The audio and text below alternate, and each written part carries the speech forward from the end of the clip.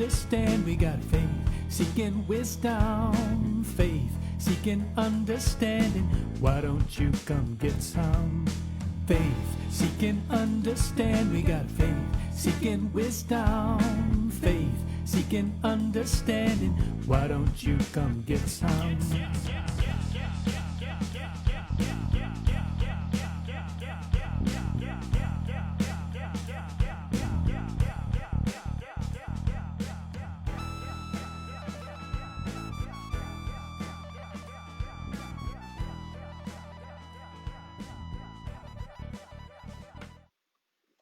Hey, everybody, and welcome. Faith seeking understanding, faith seeking wisdom. We got a lot of fun to be had today. We're talking about Saint Augustine, who is, for me, one of my favorite theologians. In that, I guess he's a personality like me, right? The need to understand, the need to really explore what this life is about, how it came to be, and who God is in it. And I know that for a lot of folks, including me, Augustine is a complicated figure, in that he kind of bears his, sinfulness, and he bears kind of some jerkiness, to use a less than academic word. But hey, we're not concerned about that. We're just trying to be simple and seek some understanding and make sense of our faith. But all that to be said, Augustine is a complicated character. But for me, I just love the way that he writes. I love the task that he has to make sense of his life and look back on his life and see where God was in his life. And so we're going to get started here in just a minute with our class. And we've got some terms over here on the board. I hope you can see them. We're going to get to those as we go. And just want to thank you for being here and want to let you know if you have any comments, please leave them in the comment thread there on Facebook and get to them at the end of the class. It is going to be a good class. It may take a while to get through all the material. So if you need to get out and come back, that's all good. Thank you for joining us live if you're here with us live. And so let's get started here. Let me get this thing up and running. We're going to start with our PowerPoint here. Let's see if we can get it up. And not yet, but that's okay. Where did you go? There you are. Hey, now we're rolling. All right, so St. Augustine, he's one of our church fathers. And the church fathers is a period, really, that begins kind of after the age of the apostles. You're talking about some of your Athanasius, of course, which is another person that we would have chosen. You had a choice between Augustine and Athanasius, and so you guys chose Augustine. But many church fathers, the Gregory of Nazianzus, I always pronounce that incorrectly, but whatever. Gregory is a church father all the way through Augustine and beyond. And so Augustine is the church father that we're looking at this morning. And let me see. The duck pond is here. B. Barry is buzzing in. I see y'all. Welcome. Welcome. All right, so we're going to keep going here. And I just want to give you a couple of things about Augustine. We're going to talk about, as we did last week, we're going to talk about his view of creation, his view of suffering, his view of sin, and redemption, of course. We got to get to the good stuff at the end. The good stuff at the beginning and the good stuff at the end. But a little bit on Augustine first. Born in 354 AD or CE, depending on your preference. So he's right there in the 4th century with a lot of stuff happening, like the Nicene Creed. And the church is with Rome at this point, the official religion of Rome. So a lot of things happening in that 4th century of history, including the birth of Augustine. He converted to Christianity as an adult. His mother was a Christian. We know Monica, she was a Christian. She wanted her son to be a Christian, of course, but he thought he was too smart for all that, interestingly enough. And later on, he converts to Christianity. He's what's known as a Manichaean, which is kind of still, you can see a little bit of that thought present in his Christianity, but he renounced his Manichaeism and went to Christianity. And there's a famous story of his conversion. We can't get to that today, but I encourage you to look that up in his Confessions. And here's this is the simplistic formula for all of us today. And it says this: Christianity plus Plato equals Augustine. So what that means is that Augustine himself was a Platonist. He took the philosophy and the spirituality, if you will, maybe more in the world of philosophy, the metaphysics of Plato, and he applied it to Christianity. So Christianity plus Plato equals Augustine. He's an architect. Some would say the architect of the Western Church, what would come to be known as the Roman Catholic Church, of course, for about 1,000 years of, being the main church in the land, the Orthodox Church.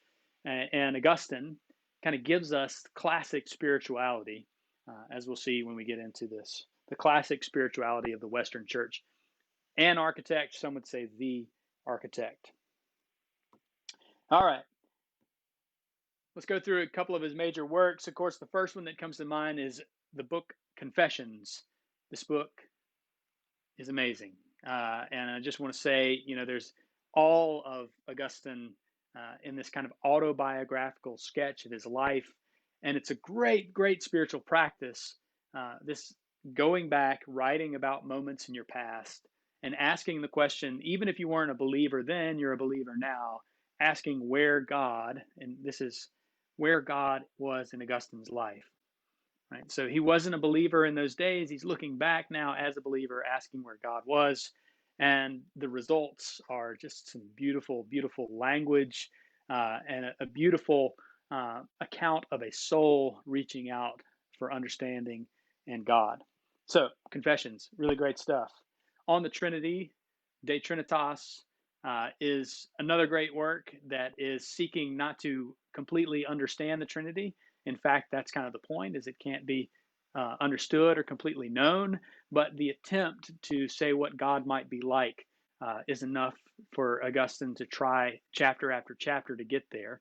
And it's where we get this formula of the Trinity as the love between the lover and the beloved. In this formulation. And of course, he takes all of these ideas, he explores them, and then shows how they fall short in describing the completeness of God. And then The City of God is another work, which is kind of a description of the differences between heaven and earth, and kind of makes this account of the way that the world works. So let's get into that a little bit more. We're going to look at creation. And the first thing that we asked last week, these are some simple questions to ask about what Augustine thinks of creation and how he formulates this idea of the world being created. What kind of world, what was, how, I'm here with you now. How was the world created? That's the first question. What kind of world was created? And does the world change? So it's three simple questions that have pretty complex theological answers at times, but here we go.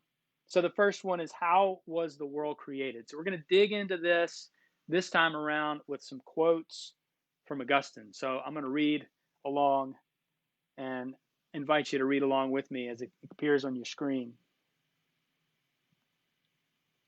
All right, so here we go. Heaven and earth. How was the world created? Heaven and earth. Oh, no. Sorry, everybody. Give me 1 second. This is that great moment. Trying to figure out where I am, where I've been. All right, let's go to how was the world created?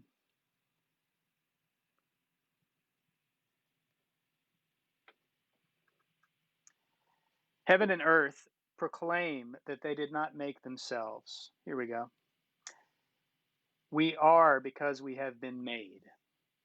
We did not exist before we came to be, as though we bring ourselves into being. And their visible existence is the voice with which they say this. All right, so let's slow that down for a second. This is Augustine speaking on behalf of heaven and earth. We are because we have been made. We did not exist before we came to be, as though bringing ourselves into being. All right, so that's a simple point there if you break it down a little bit. And the idea is that things didn't create themselves. All right, if you think of the classic example of the dominoes set up, that first domino didn't move itself, something had to move it that was not itself a domino. This is a theme in theology that we'll see play out next week too with Aquinas. But the basic idea is things didn't create themselves. And so the conclusion that Augustine comes to there is they didn't bring themselves into being, so something had to bring them into being. And they did not exist before. And so that idea of nothing existing before, only God existing. So that's how things came to be. There was nothing, and then there was something. Nothing, and then there was something. So I want to come over here to the board real quick and look at this first word that Jim brought to us last week. Thank you, Jim, for giving us some foreshadowing of what was to come.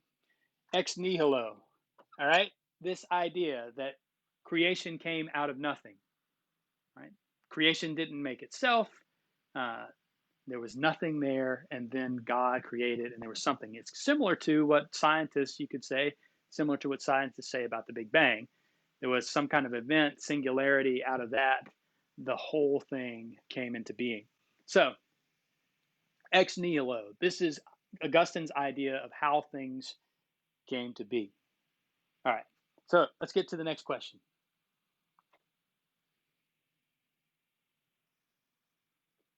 What kind of world was created? Here's another quote. It was you who made them, meaning the things of the world. You are beautiful, so it must have been you, because they are beautiful. You who are good must have made them, because they are good. You who are, because they are. All right? So we can hear Augustine talking about what kind of creation is being made here. A beautiful creation, a good creation that comes from God, who is both good and beautiful. And so this is a really important point. At the beginning of creation, and really kind of the fundamental reality of creation for Augustine, is beauty and goodness. That is the nature of creation. And for him, it's because everything that exists because God made it. And so, God being beautiful and good makes and creates out of his own nature. And so, things that are created are good and beautiful as well. Hey, let's pause there and say for a second, this is a really awesome, beautiful world that we're living in. And I know that at times it doesn't feel that way, and the suffering of the world is real. But just want to pause and say, take a minute, right? Look at the beauty that's out there. And we're about to get to a really wonderful thing that Augustine says about all that when he answers the question,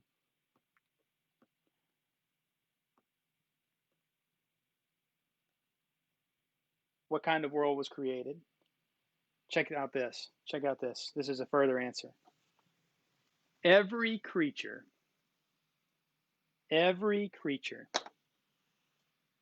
has a special beauty proper to its nature. Every creature has a special beauty proper to its nature. Now, think about taking today and walking around with that line kind of resonating in your mind and meditating on that. Every creature has a special beauty proper to its nature, given to it by God. And when one ponders the matter well, these creatures are a cause of intense admiration and enthusiastic praise of their all-powerful maker. God creates them tiny in body, keen in sense, and full of life, so that we may feel a deeper wonder at the agility of a mosquito on the wing than the size of a beast of burden on the hoof. All right, you heard it here, everybody. Augustine says there's a special beauty in a mosquito. Oh, now, being in the South, right? That's a tough one for us, right? How many mosquitoes have you gotten in the past week? But even the mosquito, if you examine it, you pay attention to it. You can have an intense admiration for the beauty that is proper to its nature. Says Augustine. I think that's pretty awesome. I think it's, everything speaks to the beauty of God in its nature. Wonderful stuff. Wonderful, wonderful stuff. All right, let's get back to it. I got a special treat for y'all here in just a minute. We're coming up on it now, but let's look at what kind of world was created. We're moving on to, does the world change?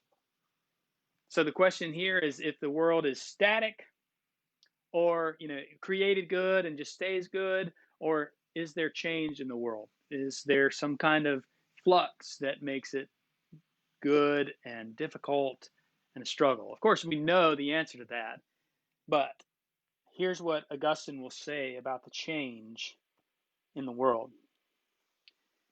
Heaven and earth plainly exist by the very fact that they undergo change and variation. They cry out that they were made. Oh, it's good stuff. If anything was not made yet exists, there is no element in it that was not present earlier. For change and variation imply that something is made that was not previously there. So we're back to the domino discussion, but I just want to get back to this line that I've got highlighted there. By the very fact that they undergo change and variation, they cry out that they were made. And I want to bring it back here for just a second and say, this is a place for me where theology can really lift up your soul and this kind of idea. So Augustine is saying that because creation changes, think of the leaves of a tree. When it changes, it cries out that there was something that put it all in motion, something that makes it change with the seasons, and something that gives it beauty in its different variations. When they do that, the tree cries out to God in thanksgiving for creation. Now think about that. Think about that for just a second. A tree, by being what it is and doing what it does, cries out that it was created and gives glory to God. I mean, it's just great stuff, y'all. It's just wonderful stuff, and it's where good theology can take you at times. And so, here, Augustine. All right, so we're going to do something fun now, and that is we need to talk about this second idea up here, the hierarchy of being. And we're going to get into that a little bit about good and evil for Augustine and the metaphysic that he gets from Plato, spiritual world, I should say, that he gets from Plato. But to do that, I need to bring in a friend to help me out. And so without further ado, I want to have my friend Patrick Sanders join us for the class. I'm actually recording and I'm about to start now. So okay, well, let's do it again. Let's do it again. Here we go. All right, now it's recording. All right, hey everybody. Okay. I am the Reverend C.J. Metters. I'm here with my buddy Patrick Sanders, the Reverend Patrick Sanders, I should say, down there on the coast. He's wearing his trademark sunglasses, looking good, looking like you're on the coast right now, man. How you doing?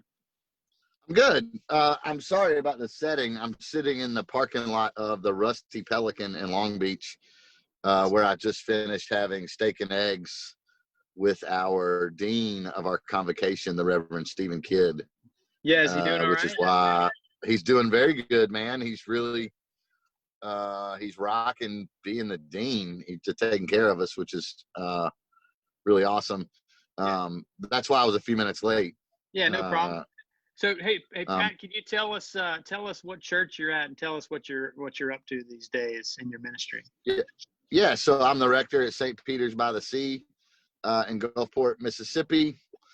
I mean, I'm up to what most of us are up to, right? Trying to navigate the new world and figure out how to be the church under restriction, either actual or self-imposed, right? So just trying to figure out how to do that, awaiting some news from the bishop today about maybe some changes in what we're doing and what we're allowed to do. Right.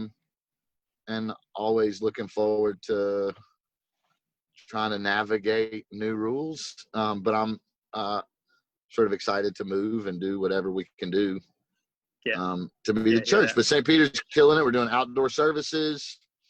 Cool. I got 3 kids doing school 3 different ways. Wow. So some virtual, some in person.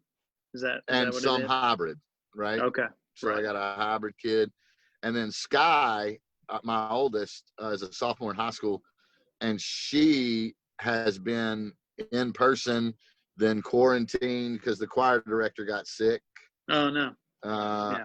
Tested negative, but they sent like 100 kids home, and then went back, and then her brother got sick, our middle child, and while we were awaiting his test results, we were all quarantined. Yeah. But thankfully everybody's negative and back to feeling good and back in the world, so she's back at school and awesome. Glad to hear it. Masked up. Yeah, it sounds like that's just going to be it. part of our thing these days, right? Part of what we go through. Yeah, I imagine a lot of us are doing that. Well, hey, man, thanks. And I would imagine, I just wanted to say one more thing about that. Yeah.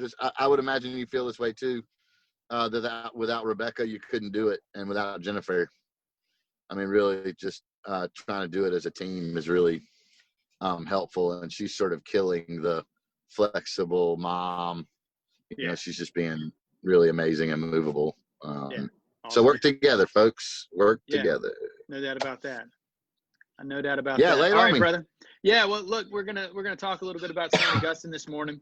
So I've just introduced to the class an idea that if you take Christianity and you add Plato, then what you get is Augustine. And what I mean by that is this way of thinking about good and evil.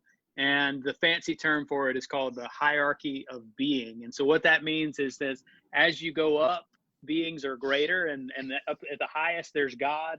And then as you go down, things get inferior, as Augustine would describe them, all the way down to, we can think of like, that vision in Dante of the devil being at the bottom of this ninth circle of hell. So all of that, this is kind of a classic way of thinking of things, right? Heaven up there, hell down there. But also, right, also things get greater.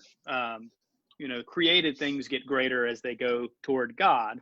And so when we do good things, we move toward God. And when we do bad things, we move the other direction, right? And so, again, this is like classic Christianity, kind of your elementary understanding of what Christianity can be, given to us by Augustine. But part of it is what Plato says, right? It says things, as they go upward, they increase in substance and essence and goodness.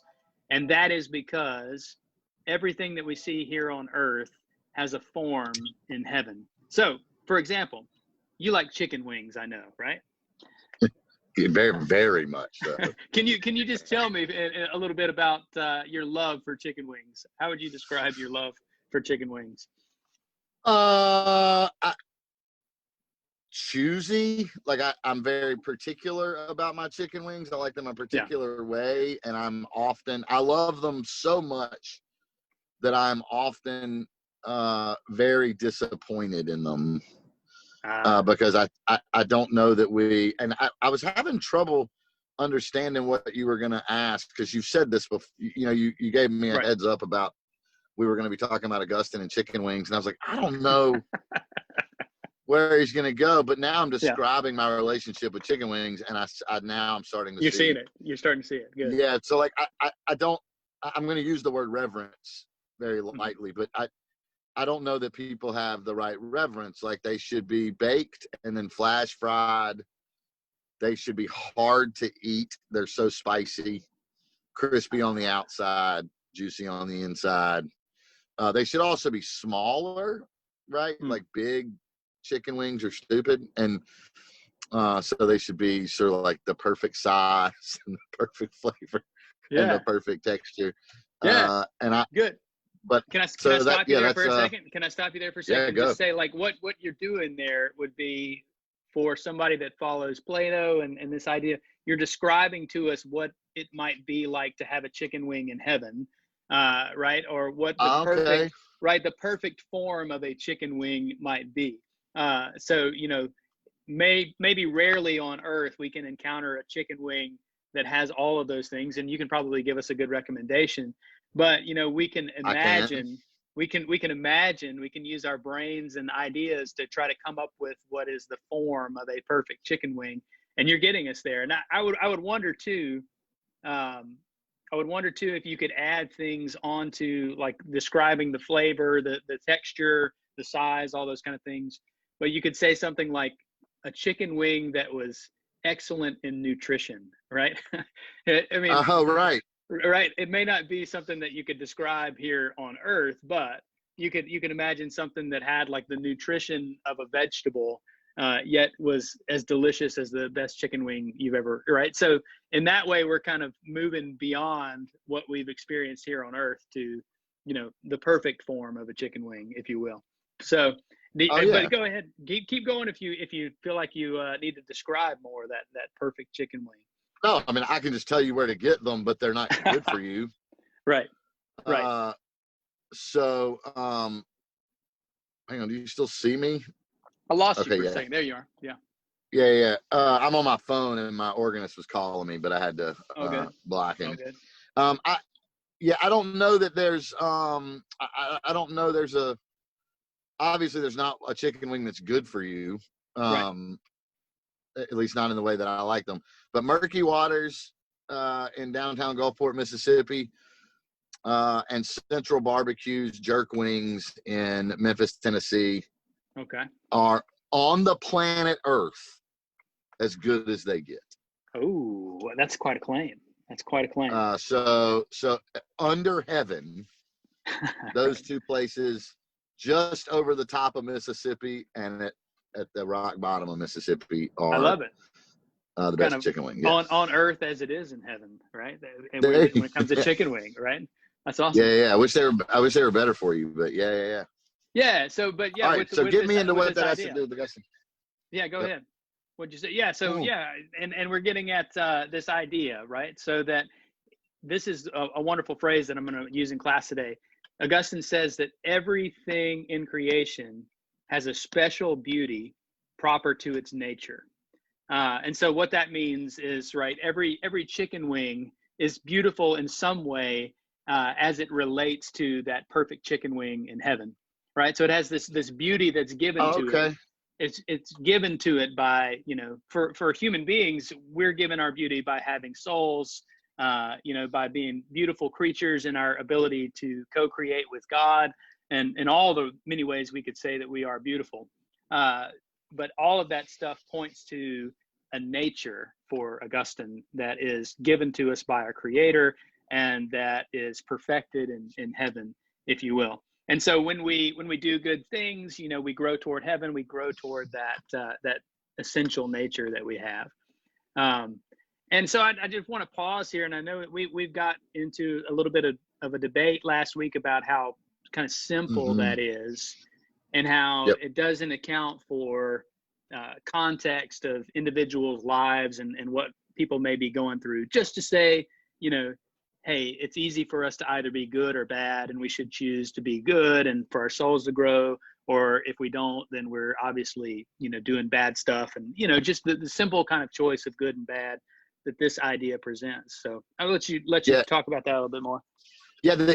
So the debate we had, right? I mean, and very rarely do I just like reach out to my friends and colleagues and go, hey, you said this thing that confused me theologically, and so I want to chase that down with you. And so first of all, I want to say I appreciate you for taking a phone call and having a subsequent 45-minute conversation about Augustine's idea of good and evil.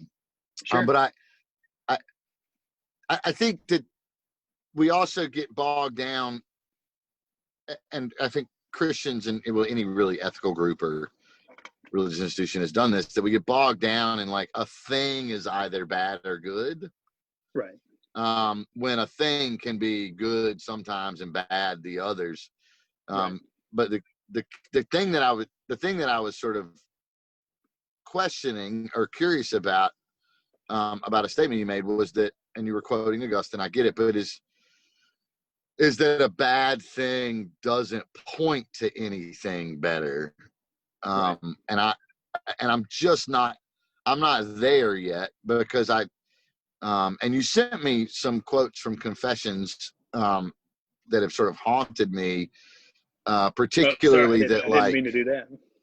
No, I loved it. I loved it, but I mean, it put me in a place of trying to think about this, but like that the foulness of a thing is the only reason to do that thing.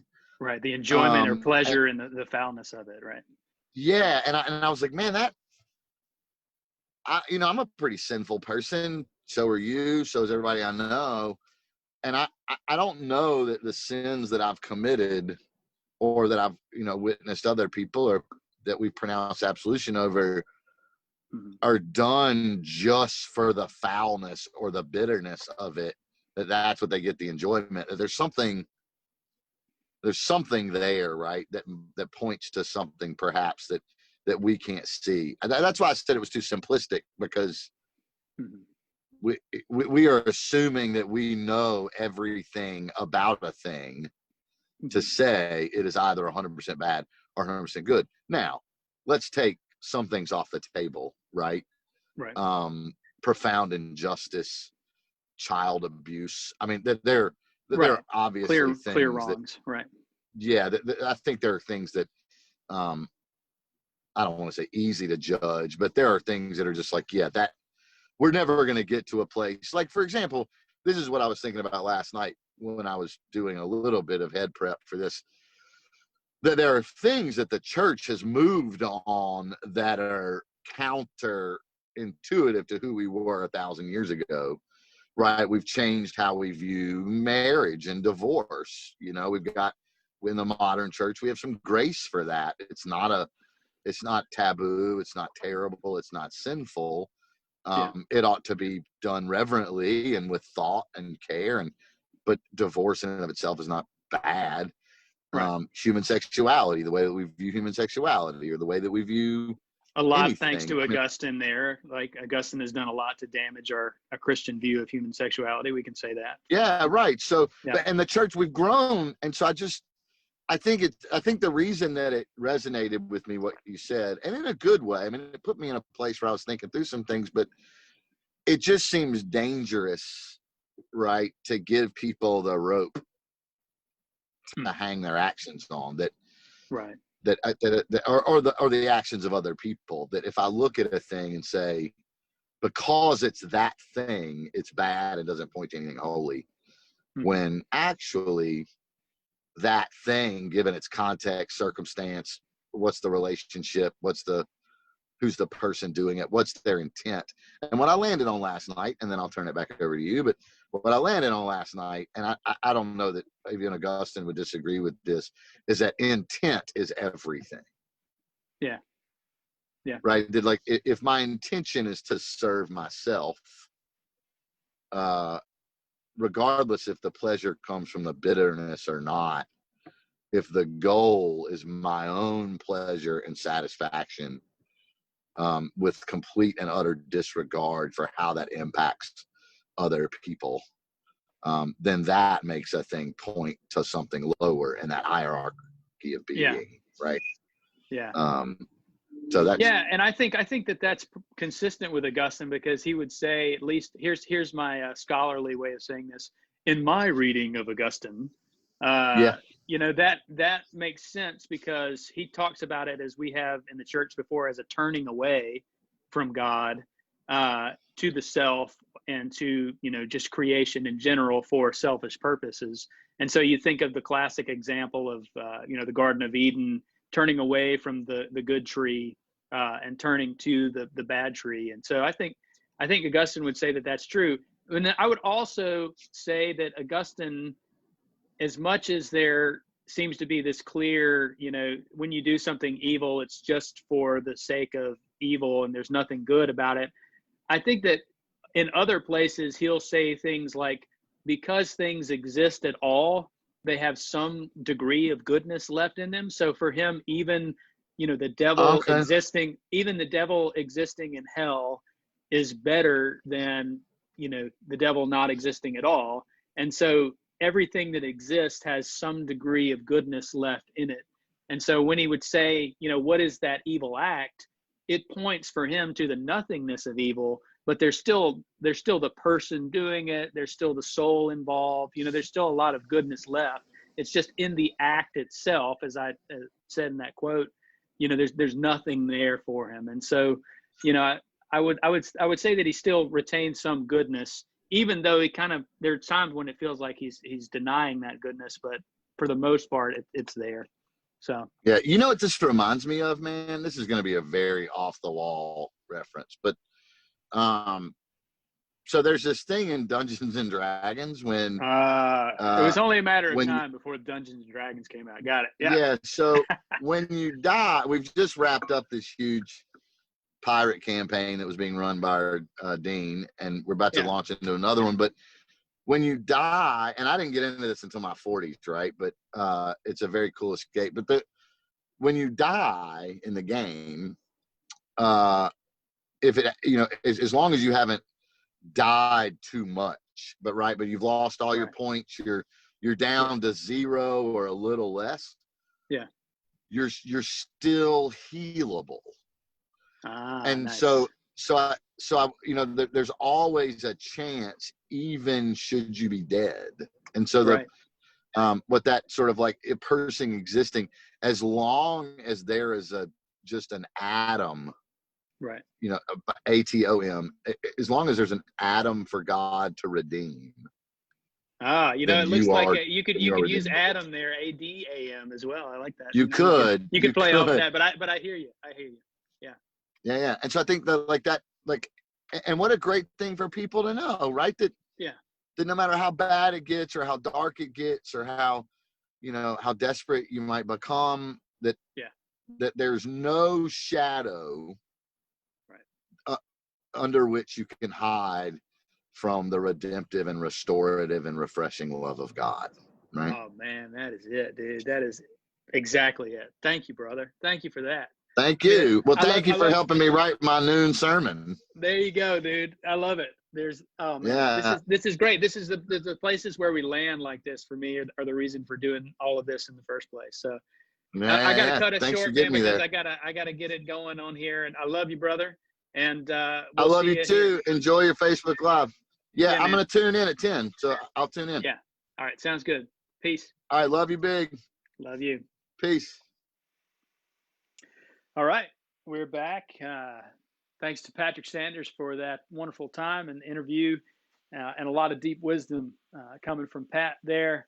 Love you, buddy. Hope you're doing well. And God bless you in your ministry down there at St. Peter's. All right. So we have checked off the next thing on our list, which is hierarchy of being. And we want to keep rolling because we've got a couple of more things to get through. And the first thing is to talk about Augustine and sin. Are you ready? Are you ready for this? Here we go. All right. So the first question, as we did last week, we're going to go through 3 questions here. How did sin enter the world? What is the nature of sin? And how does sin change the world? All right. So let's dig in. So first question, how did sin enter the world? Now, this is where we're getting into, of course, one of the things that Augustine is most famous for or infamous for, depending on your perspective. Sin comes from the passing on of mortality and constant repetition of sensual pleasure. The former derives from the punishment for the original sin, which we'll talk about a little bit more. The latter from the punishment for repeated sin. With the former, we are born into this life, while the latter we augment over the course of our lives. These 2 things, which we may call nature and habit, create a very strong and unconquerable covetousness once they have been joined together, which Paul refers to as a sin and says dwells in his flesh. That is, it possesses a certain sovereignty and rule. All right. So a few things to get to there. And the first is this idea that we know from Augustine, which is original sin. And the idea that when Adam sinned and used his freedom of choice to turn away from God, that had an effect on human nature itself, so that every person that is born into sin and born with a spiritual ailment. And so original sin, this idea that it's inescapable and it's just part of our nature ever since Adam's first sin. And so he calls that our nature. And then we have further sins, which are habitual, which are the things that we get into for him they are pleasures of the flesh, right? And so you can see where this is going with Augustine's take on human sexuality. And sometimes we have a fair reading of Augustine with that, and sometimes we don't. But for him, those sins of the flesh, the sins according to the flesh, like those that Paul tells us about in his writing too, are the ones that trap us, the vices that trap us to where we enjoy them so much that we can't escape from the repetition of them, and they become habitual. And so those are the two kinds of sins that Augustine wants to tell us about and where they come from: nature and habit. All right, so let's get back to it over here. What is the nature of sin? All right, so we talked about this a little bit already with Pat a second ago. Here's the first good part again, to go back to it. God is the maker of all creatures, but every creature of God is good, and every human being, insofar as he is a human being, and not insofar as he is a sinner, is a creature. God, therefore, is the creator of human body and soul. Neither of these is evil, and neither of these is hated by God, for he hates nothing that he has made.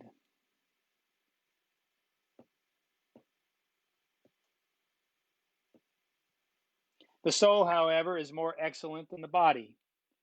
But God, the author and creator of each, is more excellent than both the soul and body. So you're hearing that hierarchy of being there in this wording. And he hates nothing in the human being other than sin. Reminds of the popular phrase, hate the sin, not the sinner. Right?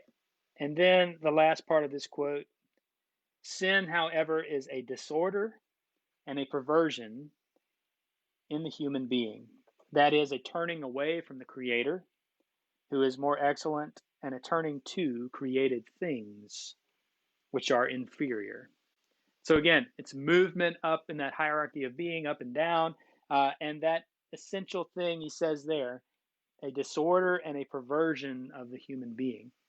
And so there could be good things, right? There's good things like strategy out there that we use to accomplish goals, right? But strategy can also be used for evil, disordered, perverted, so that those who are cunning in criminal activity learn how to get away with it, right? And so strategy and all of that kind of thing can be goodness, can use for good ends and for evil ends. And so for him, sin is that disorder, that perversion of something that was originally good and now has become evil. And then the further thing that he says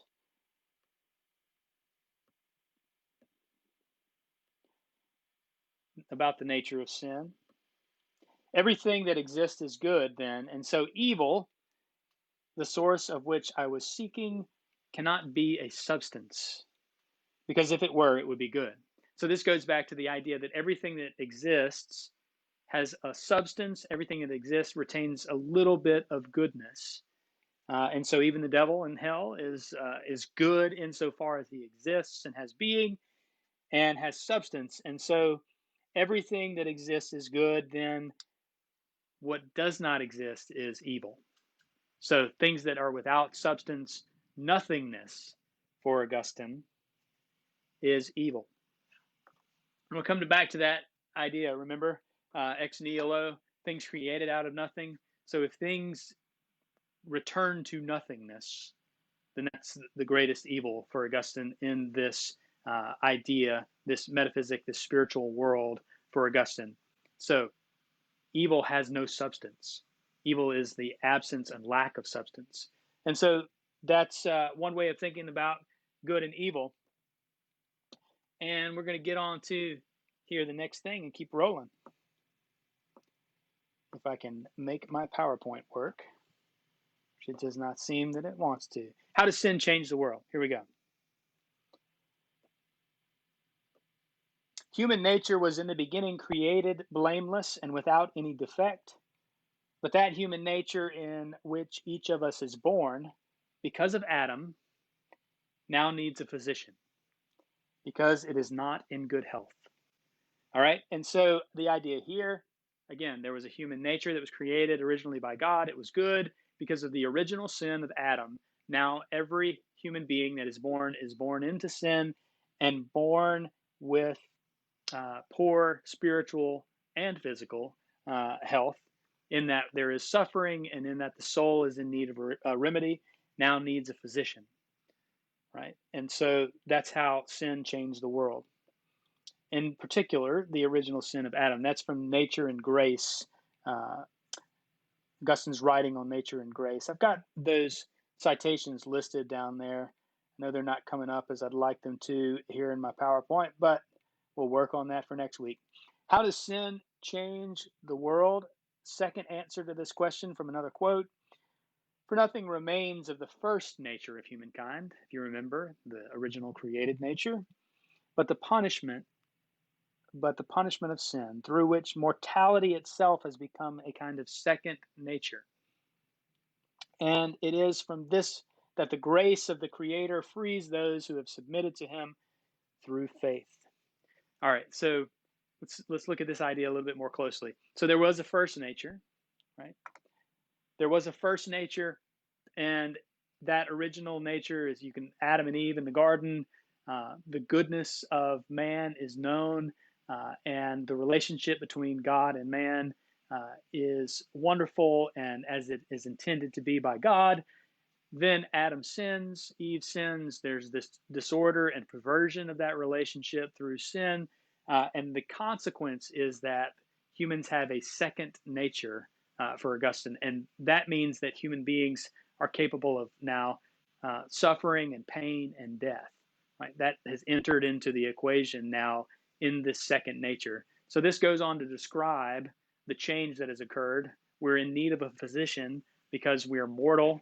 Our bodies experience death and suffering and pain now because of the original sin of Adam. So that gets to the question of suffering, of course, that we'll get to a little bit in a little bit more depth in a little bit. But it's this idea of a second nature. And then as we transition to the good stuff, redemption, Augustine says here, it's from this that the grace of the Father the grace of the Creator frees those who have submitted to Him through faith. All right, so let's dig into that a little bit more deeply. If I can make this work.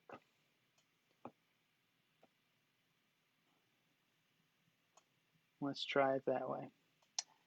All right, so the three questions about redemption, similar to the questions before.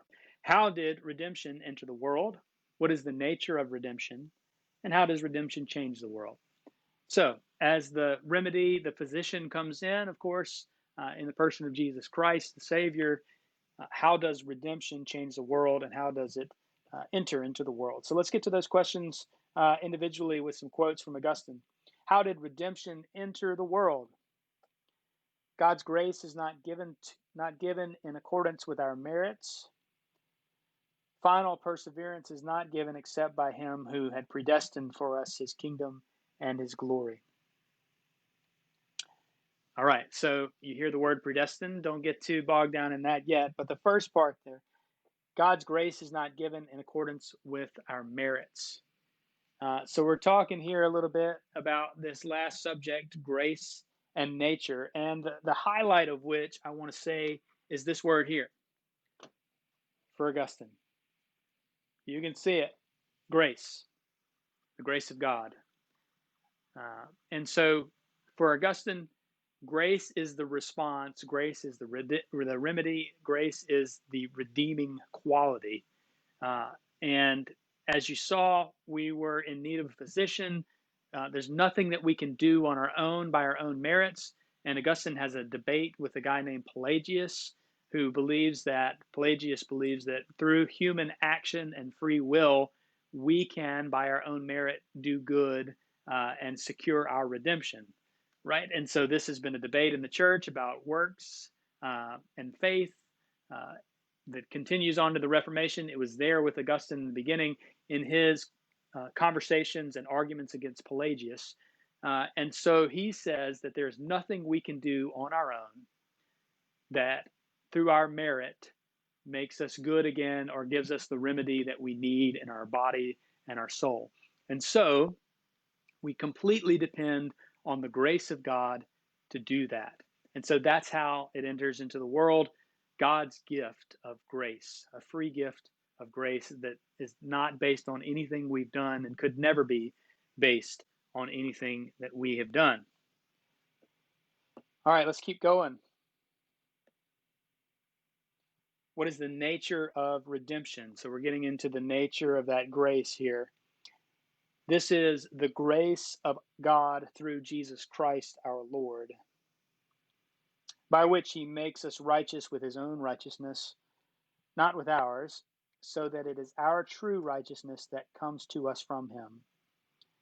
All right, so it's not our righteousness, not our works that make us righteous, but it comes from true righteousness that comes to us from him. So from God out. Nothing that we've done, but everything that God has done. That's the nature of grace, the gift that makes us righteous. How does redemption change the world? So what is the change that we know, the change that the impact of sin has on the world, the perversion and distortion of goodness, the decay and lack of goodness as nothingness enters the world and lack of substance. And so that's the change, that impact that sin has. How does redemption change that? All right, so he's talking to Pelagius here. Let him then agree with us that God helps not merely the ability in the human beings, even if they do not will or act well, but also the will and the action. That is, so that we will and act in the right way, which are present in human beings only when they will and act well. All right, so back to grace and nature.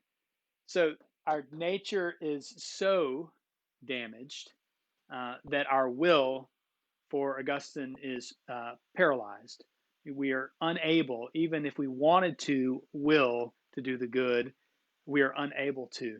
And so God has to enter into even our will, even our ability to choose, and help us make that decision so that we will and act what is good. And so God, in grace, in the gift of grace, the change that is made is that our wills are, I say, reactivated or brought back to life, so that we can choose the good. And it's not a complete loss of freedom. It's just that we are given, I'd say, the agency again by God. Nothing that we've done, everything that God has done, so that we will and act in the right way. All right. So that's the change that happens. It's mostly, in the internal change, a change in the inner life of the human being that we're talking about here. All right. So let's get to the bring it home question, and then I'll get to your questions on the comment thread. So what is suffering? Now, this is a great example here of what Augustine, the kind of writing that Augustine does in his Confessions, the kind of writing that I love so much. Because I have certainly asked this question in a similar way, out of just longing for answers from God and answers for remedies for my soul. So listen to this quote. Where then is evil? Where does it come from? And how did it creep in? What is its root, its seed? Or does it not exist at all? But in that case, why do we fear and avoid something that has no reality? Either the evil we fear exists, or our fear itself is the evil. So where did it come from, if the good God made all things good? Is the greater good, to be sure, the supreme good, and the things he has made are lesser goods? Nonetheless, creator and creatures are all good. Whence then comes evil? We might say suffering. Such thoughts as these was I turning over in my miserable soul, weighed down as it was by the gnawing anxieties that flowed from my fear that death might overtake me before I had found the truth. So can you hear Augustine's need, his heart, needing to understand what's going on, what the nature of evil is, and why there is suffering, the problem of evil. And so he's mulling this stuff over, and it gnaws at him, and it makes him anxious, and it makes him need to know. And it's from that his soul is kind of longing for this knowledge and love of God that the problem of evil points to. And so partly a response to suffering is the soul trying to make sense out of being in this place and in this time. And he does that so well in his confessions. That question, you can hear his humanity coming through there. So the last thing that I want to say, suffering for Augustine, suffering has a clear explanation for him theologically. It comes from the original sin of Adam, and as a result of Adam's sin, mortality enters the world, death enters the world, and so that's going to be his theological explanation for suffering. And it kind of sets up for us, a classical Christian response to the problem of suffering is that we brought suffering into creation by our sin, and we being Adam in this case, and that has made creation. Now, that's an interesting claim because it says that the reason that there is death is because of our sins. It's very human-centric to say that the universe is set up the way that it is because of our error. But for Augustine and for a lot of classic Christianity, that's the way that it's set up. And so the remedy for that, of course, is grace, everything that comes from God and nothing for us. And so to endure suffering, we have to completely rely on God. There's nothing in ourselves that can get us what we need to be restored. We need to rely and at all times are completely dependent on God. So yeah, that's pretty much what we've got this morning. And I want to come over here to some questions, if we've got them. All right, so here we go.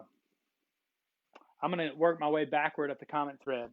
So God did not create a perfect world. I would say for Augustine, at least in my reading, God did create a good world. I don't know if it's perfect, good enough that we could reach perfection, or we could be made more perfect. If you think of the Genesis line, we've created them in our image. They'll be more and more like us. And the idea that we are increasing in our perfection by being in relationship with God. I think probably for Augustine, the only perfect being, the only perfect thing is God. Yet we can increase in our knowledge and love of God, and so our souls grow more and more into perfection, kind of infinitely, right? Eternally growing more and more into God. And so God would be the only perfect thing. So what God creates is lesser because it's not God. Yeah. All right. What about the Holy Spirit? Does the Holy Spirit have substance? Ooh, yeah, that takes a deeper dive into Augustine's writing on the Holy Spirit. But yeah, I mean, you definitely say that the Holy Spirit has substance, and the Holy Spirit being a part of the Trinity, having God's essence, has the most substantial substance, the most essential essence that there is, being perfect. So yeah, God, the Holy Trinity, being a part of the Holy Spirit being a part of the Holy Trinity, God has perfect essence, perfect goodness, perfect substance. So yeah. All right, let's see what else we've got. Susan had a question, but it looks like we got to it in the interview. And yeah, there's some great food down on the coast. Chicken wings are amazing. I'm probably going to have some for lunch. All right, Susan, I want to get to this question because you brought it up and maybe bring it back to where we talked about that in discussion with Pat. Every creature has a special beauty. Wondering about evil, right? So it kind of gets to that, right? In that idea that there is a beautiful nature in being created from God, but that nature through sin is disordered and perverted, to use the words of Augustine, and so So yeah, that special beauty is still maintained because the existence is still there. There's still goodness there, but insofar as there's sin, it diminishes the creature and that beauty. Wondering about special beauty in the people I meet. Right. Yeah. And so I think, one way to read Augustine would be to say, everything's terrible. Sin has distorted our nature to the extent that we're just bad. And the only thing that we can do is rely on God. And while that's true, there's also the invitation to see every person, no matter how bad they are, as retaining some essential goodness in their having been created by a good God. And so that we talk about in the Episcopal Church a lot, the Imago Dei, the image of God, which remains in the human being, given as a gift by God before we're born. And so there's that tension for Augustine, right? There's that tension that he writes about often about how can it be that you created this thing and it's good? It has to be good because you created it. Yet we see this evil that is present. And so the way that he gets himself out of that, at least theologically, is to say, what is that that's there that's evil? It must be nothing. And so, yeah, for a lot of folks, it's not satisfying to say that evil is nothingness because it feels like evil is very real. And to say that it's nothing feels like to deny it reality when it seems to have a much of an impact on life and in our world. So, but that idea, certainly in our baptismal covenant, that we need to seek and serve Christ in all people, we need to look for the goodness in people, no matter how bad they are. I think that that's consistent with Augustine's idea that God created things and so they retain some goodness by virtue of being created by a good creator. All right, let's see. Atlantis was, and why didn't he tell us? Let's see. If Augustine was based on Plato, did he know where Atlantis was and why didn't he tell us? Oh, that's funny, right? Yeah, so I'm guessing that, and I can't remember, he'd have to brush me up on the Plato here, but if Plato knew the lost city and where it was, maybe Augustine did too. And that idea of a utopian, well, I don't know if Atlantis is utopian, but for me, the idea of the city of God, which Augustine writes about, or Plato's allegory of the cave, in which the prisoner in the cave gets out of the cave and reaches up and sees the sun as it truly is. Those moments of being released and brought into this reality that had previously been lost. Very Platonic in theme. All right, so let's see, Jim, you got another question. For an evil person, perhaps they seek the flaw or shortcomings in other people. Yeah, I mean that's good. I like, Augustine talks about, as Patrick said, what's in it for doing an evil act is really the moment of pleasure, the enjoyment of that. And you kind of think, and I'm sorry for the crude example, but it's like, right, scratching or picking at something on your arm, a wound on your arm, right? It's not good for you at all, right? It's not going to help you heal. It's going to probably make things worse, but you just can't stop doing it, right? There's that incessant need. And so in the same way, when you see someone else doing that, and when you see evil being done, it's easy for now you to point at it and judge and say, look, that's wrong. And it seems like for me, I have issues or trouble dealing with people that share my flaws. So, when, let's just say, people that can be kind of go with the flow and not always as organized as they could be, when I see them doing that, I say, wow, they should be more organized. And then I look at myself in the mirror and say, what I'm really saying is that that's what I need. Projection, right? To use the psychological term. But yeah, I think that for bad people, it kind of doubles down on it when you see the shortcomings of others. It kind of reinforces whatever worldview that you had, and makes you double down on your own evil. I think that's also what Augustine would say, right?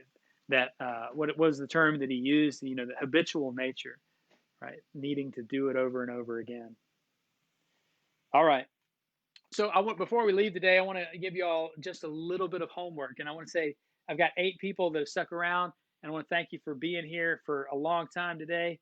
We've gone over the hour mark, but I want to say, so on YouTube, there is this wonderful series from BBC Radio that goes into some wonderful ideas about philosophy and religion, and one of them is on the nature of suffering and kind of get us where we are. It's called the Free Will Defense, BBC Radio. Let me see if I can. I'm going to drop this link here. Drop this link here into the Facebook feed. And I want to ask y'all to take a minute before we meet again next week.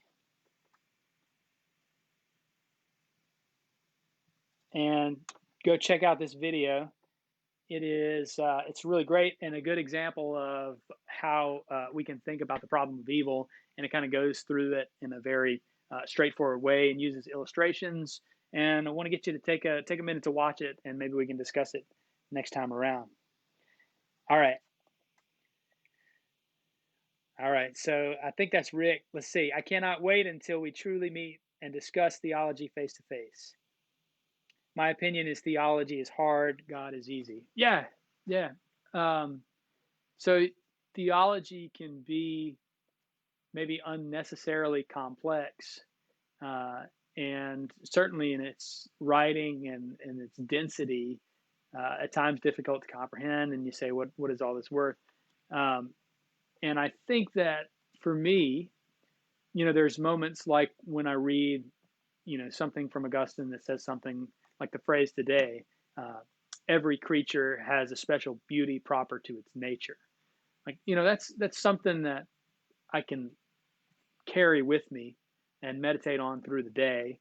As I said, you might try, whatever poetry or theopoetry or line that you got, and just kind of let it resonate with you through the day. And there's places where good theology takes me to worship.